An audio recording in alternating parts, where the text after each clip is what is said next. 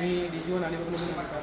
मी आज तुम्हाला थोडंसं वॉरंटीबद्दल माहिती देणार आहे. म्हणजे आपली जी DG1ची वॉरंटी आहे आणि आपण ज्या ब्रँड वॉरंटी कस्टमरला सांगतो त्या तुम्हाला कशा भेटू शकतात आपल्या ॲप्लिकेशनमध्ये DG1 स्टारमध्ये, ते थोडं माहिती देणार आहे.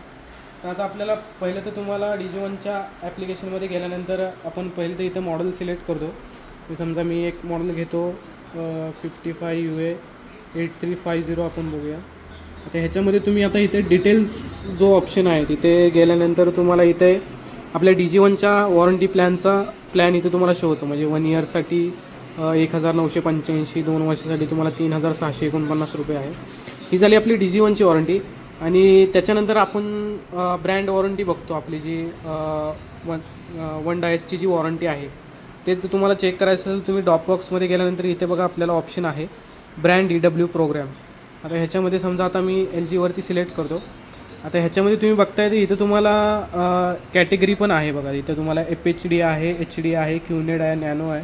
तर ह्याच्यामध्ये तुम्ही बघतायत आपण 55मध्ये UHD मॉडेल बघत होतो. तर ह्याचा जो प्लॅन तुम्ही बघताय तर इथे तुम्हाला शो होतो. म्हणजे 4956 रुपये ते तुम्ही 3 वर्षापर्यंत वॉरंटी वाढवू शकता.